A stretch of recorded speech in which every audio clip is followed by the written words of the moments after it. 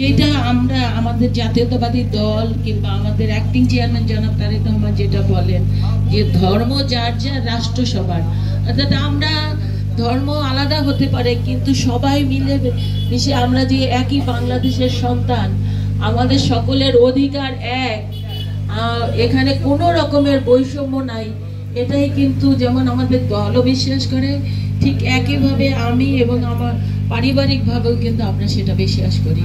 সেই কারণেই সেই তাড়না থেকেই আপনাদের এখানে এসছি এই শারদীয় দুর্গাপূজার শুভেচ্ছা জানাতে। আর একটা হলো আমাদের অ্যাক্টিং চেয়ারম্যান জনাব তারেক রহমান আমাদেরকে নির্দেশ দিয়েছেন আমাদের এই হিন্দু সম্প্রদায়ের সবচেয়ে বড় পূজা এই দুর্গাপূজা যাতে নিশ্চিন্তে, নির্বিঘ্নে, সম্পূর্ণ বাধাহীনভাবে তারা যেন সবচেয়ে আনন্দের সহিত এই শারদীয় দুর্গাপূজা উদযাপন করতে পারে। সেই ব্যাপারে যদি কোনো দরকার হয় অথবা সেই ব্যাপারে সর্বাত্মক সহযোগিতা করবার জন্য আমাদের দল বলছে, আমাদের প্রতিটা নেতা কর্মীকে নির্দেশ দিয়েছে আপনাদের পাশে থাকবার জন্য। তো এইটা এই নির্দেশনাও আছে।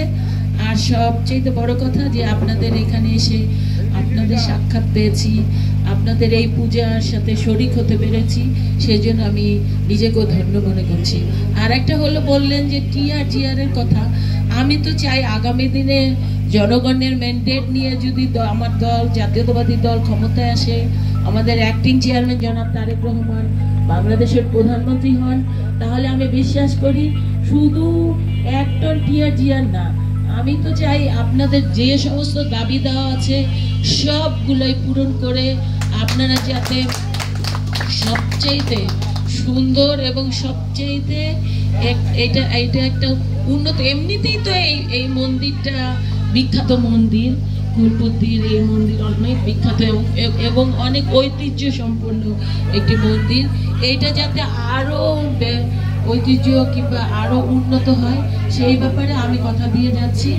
আপনাদের সাথে বিস্তারিত কথা বলে আগামীতে আমাদের দল যদি ক্ষমতায় আসে আমরা ইনশাল্লাহ সেই কাজগুলো করে যাব, এই প্রত্যাশা ব্যক্ত করে আপনাদের সকলকে আবারও ধন্যবাদ দিয়ে আমি আমার বক্তব্য এখানে শেষ করছি।